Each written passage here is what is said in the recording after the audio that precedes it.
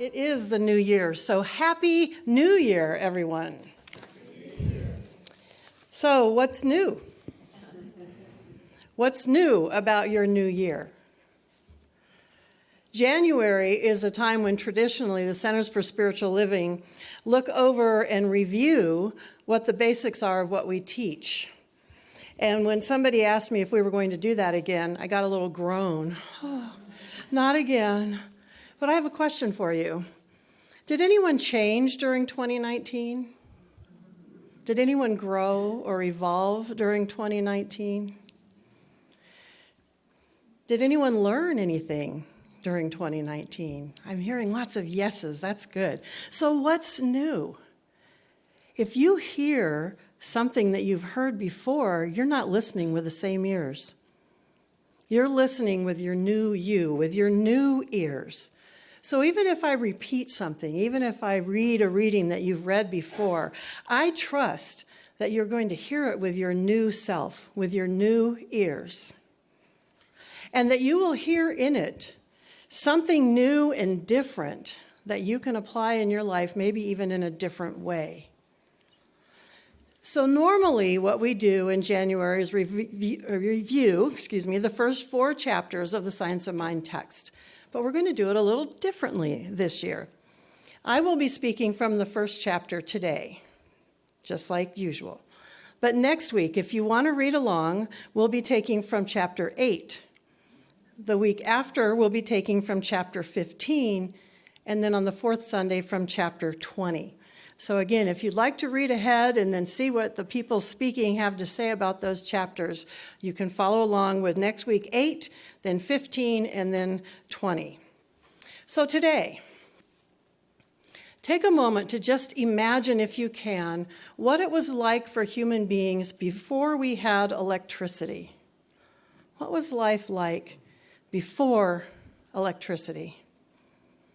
And then go back a little bit further.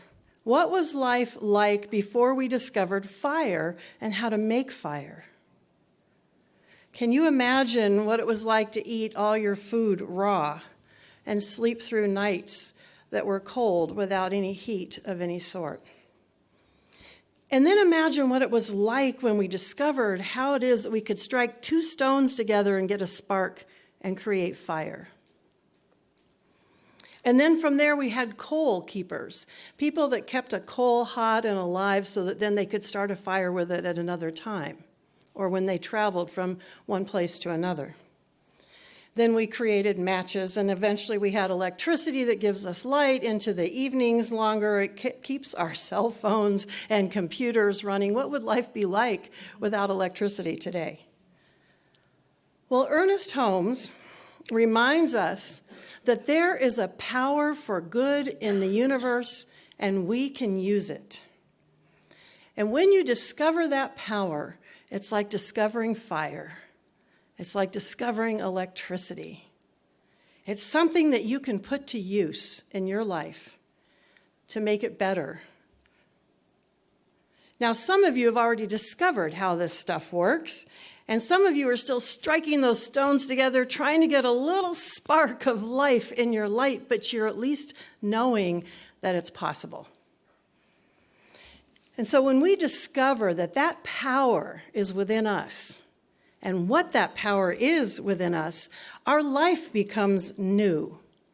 And if you've already been using it for a while, there's always new ways to use it. Think about all the new ways that we use combustion or fire or electricity. We're constantly coming up with new ways to get this kind of energy into our lives.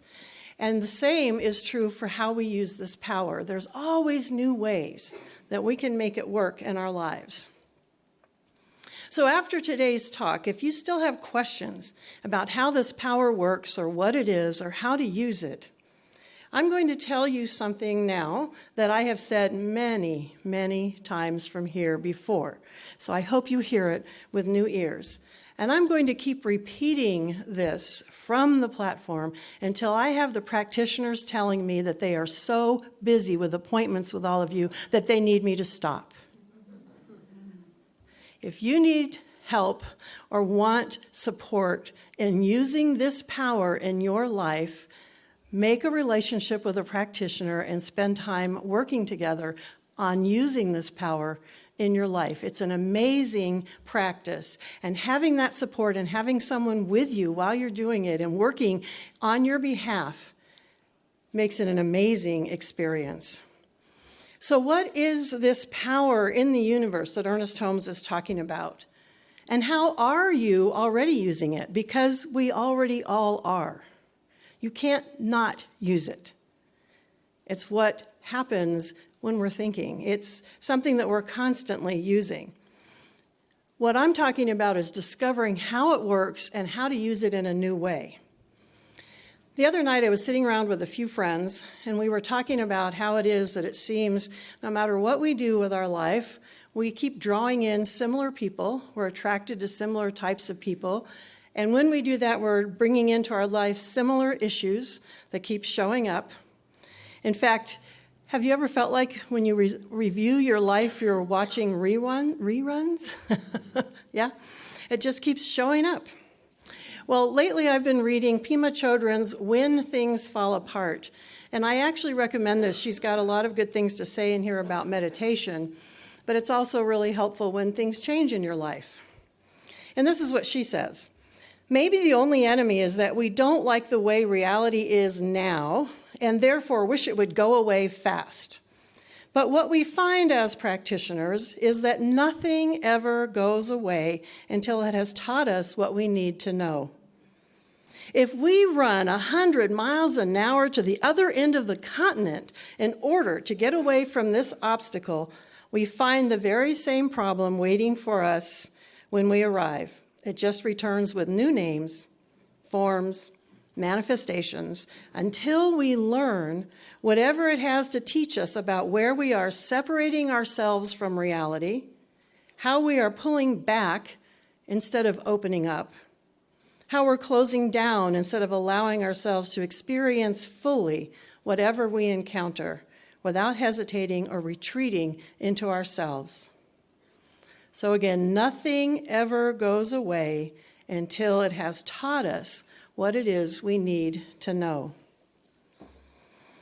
So how then do we learn? How do we learn the lessons so we can experience something new in our lives? I'm sure by now you all know the definition of insanity.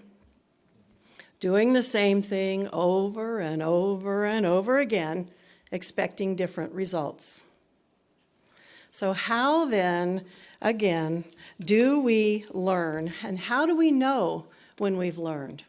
From the first chapter of Science of Mind text, Ernest Holmes says, the divine plan is one of freedom. Bondage is not God-ordained. Freedom is the birthright of every soul, every living soul. And from experience, I can tell you that reruns don't feel like freedom. So there's a power for good in the universe, and we can use it. We are already using it. So how do we use it in new and different ways? I think that humans are interesting. We like what I've referred to as the novel and the navel. We like newness, the novel, but we also like the navel, that what's comforting, what feels like home to us. And often, in order to experience the novel, we have to be willing to release the navel. We have to let go of that which makes us comfortable. So I'm going to read a few more highlights out of chapter 1. And again, I hope you listen with your new ears. We think of metaphysics perhaps as something that only the most profound thinkers have known about, but we should remember that we are also thinkers. So what I think he's saying there is that often we see these people that we put on a pedestal as they are spiritual, they're the thinkers. And Holmes is trying to remind us that we all are thinkers. If you're in this room, you're a thinker, which means that you are using this power already in your life. He said the universe never plays favorites. I think sometimes we go either one of two ways. We think, well, The universe is giving them all the good stuff because they're better. They do it better. They know more. Or they're a good person and I'm a bad person. Or we reverse it and we look down on others and say, well, I'm the one that knows it the way it's supposed to be and that person doesn't. But the way this power in the universe works doesn't play favorites. It works the same for everyone. If we try to find something difficult to grasp, then we shall never grasp it because we shall always think of it as being incomprehensible. I think that goes hand in hand with it is done unto you as you believe. If you think being a spiritual person, if you think using this power is hard or requires something extra special, then that's the way it's going to play out for you. But it doesn't have to be that way.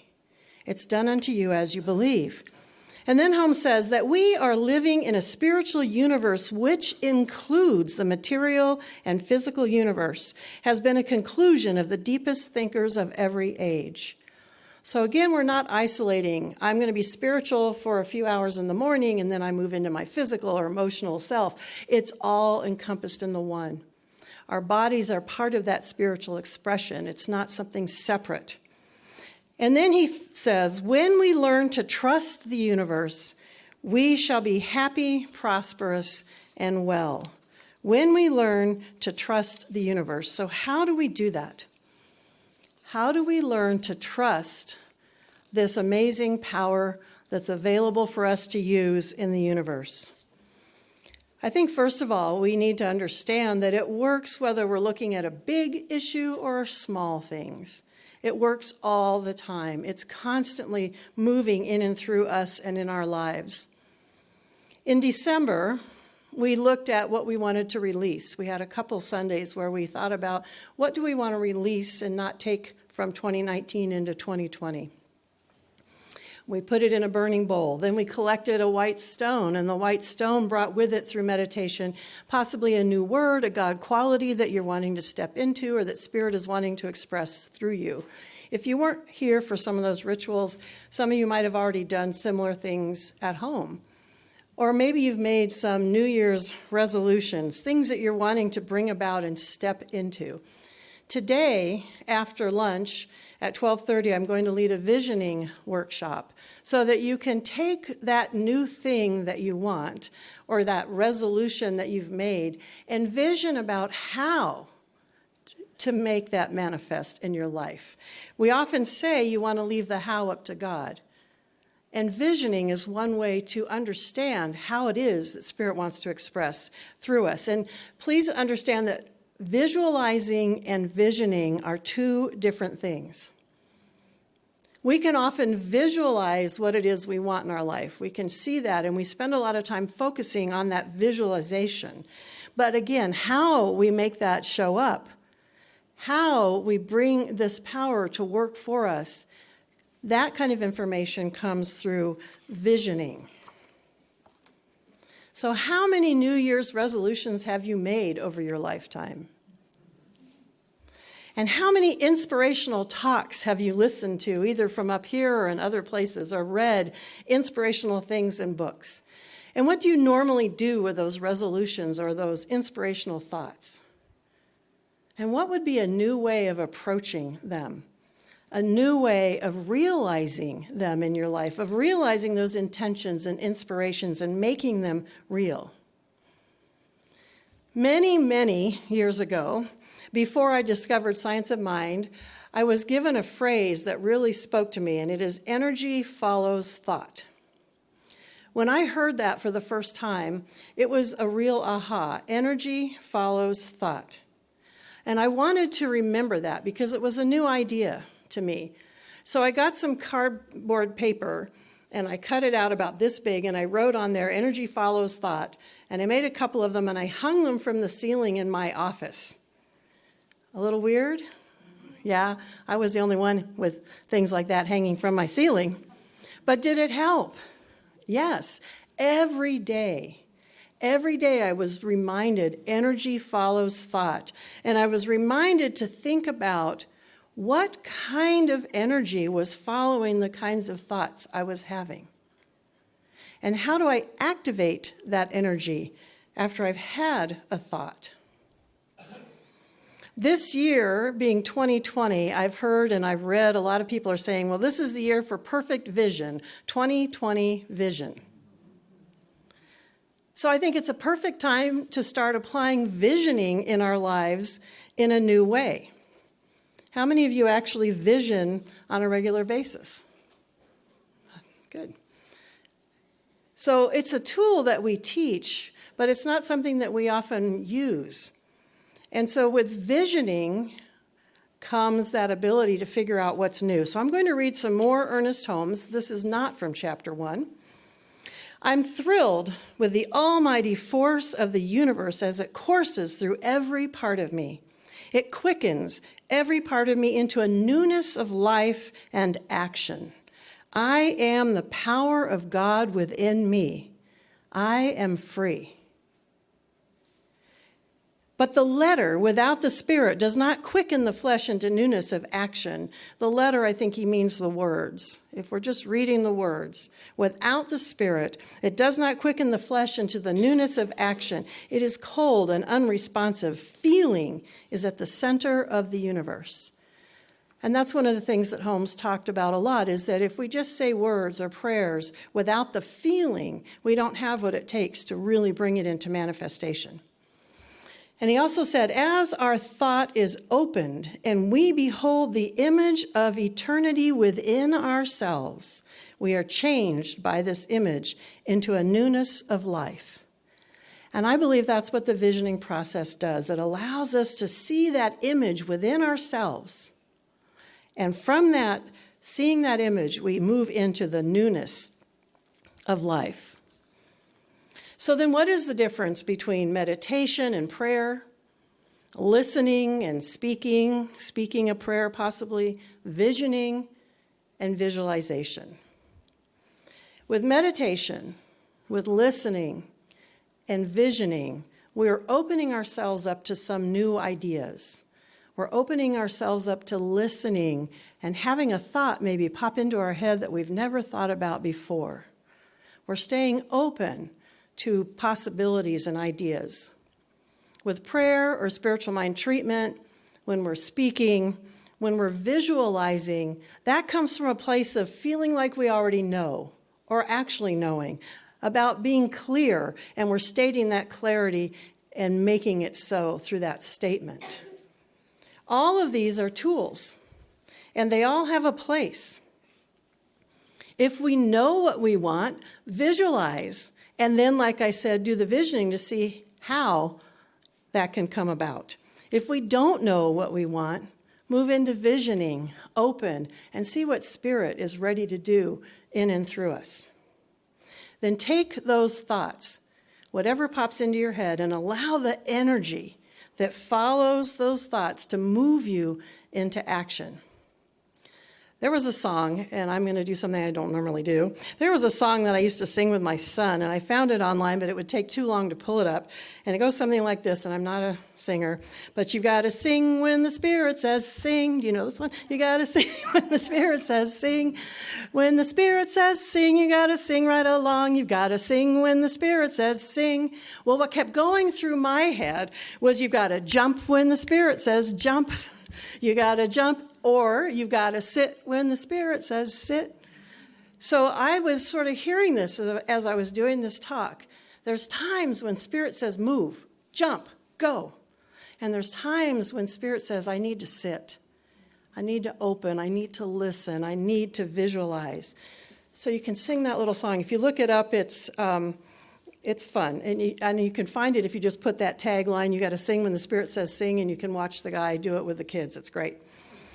So again, there's a power in the universe at work all the time, with the big things, with the small things.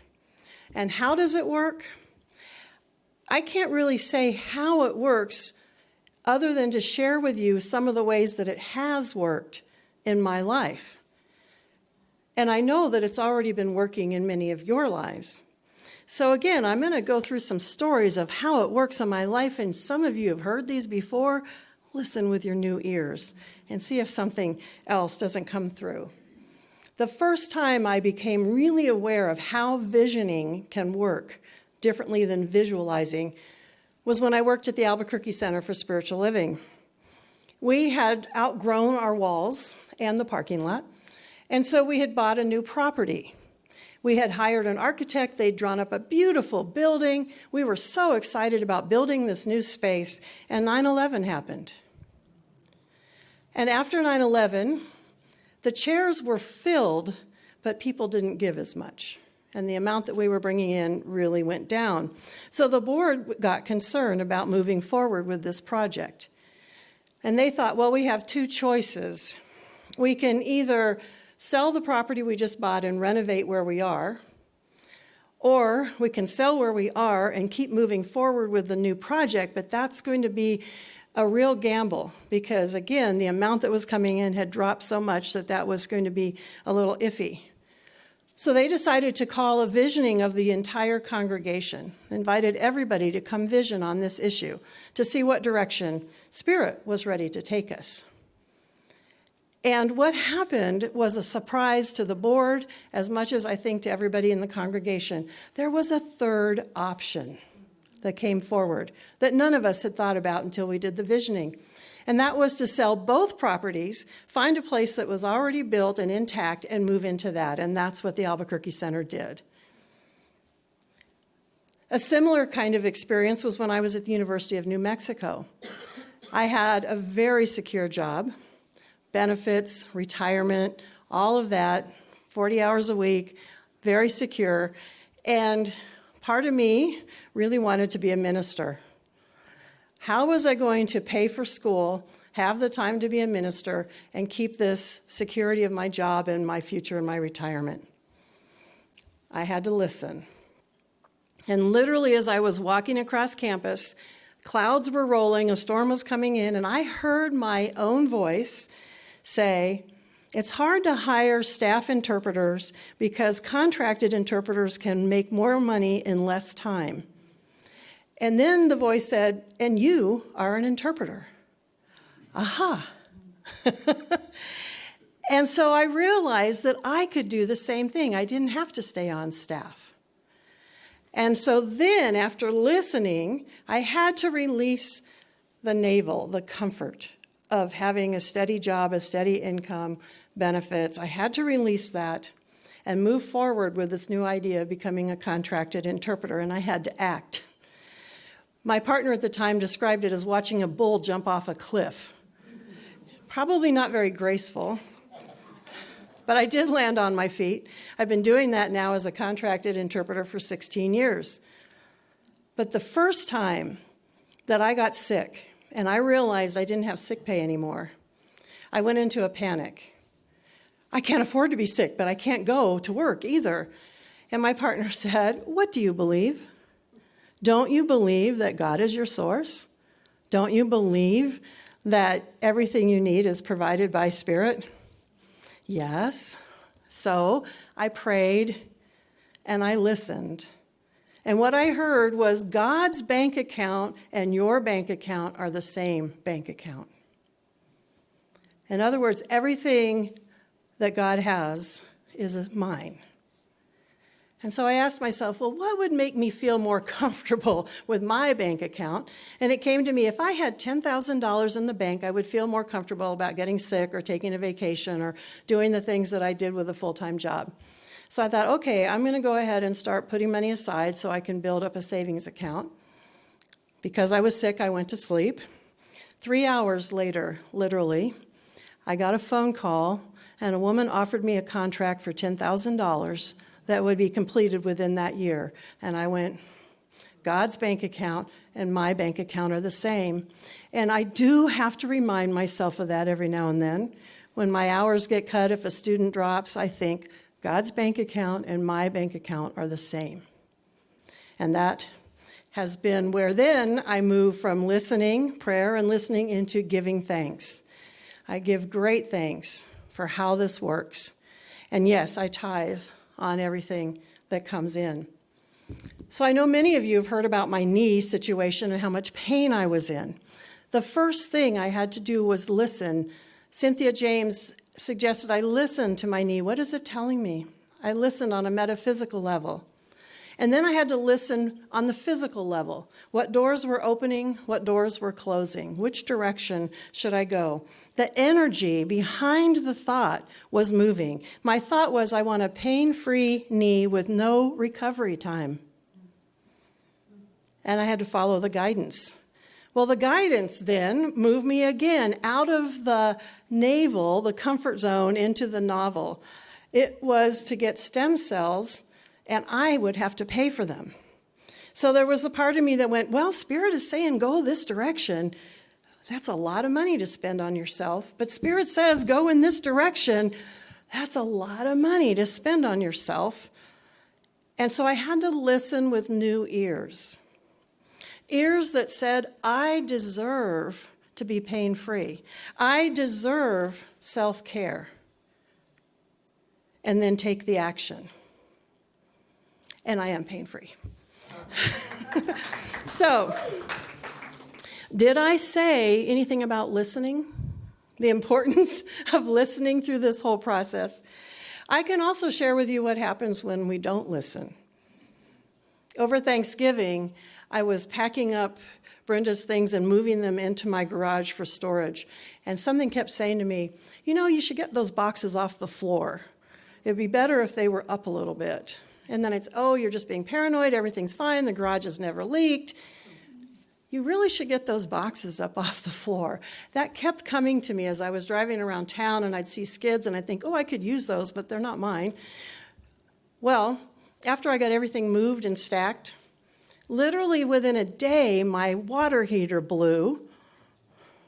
Water was all over the floor of the garage, and I had to unpack all the bottom boxes, dry everything out, and repack them.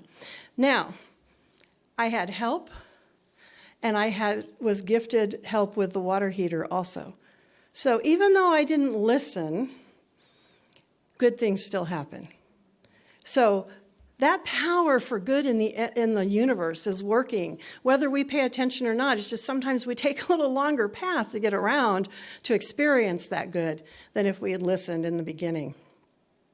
So one more, an example of when I did listen.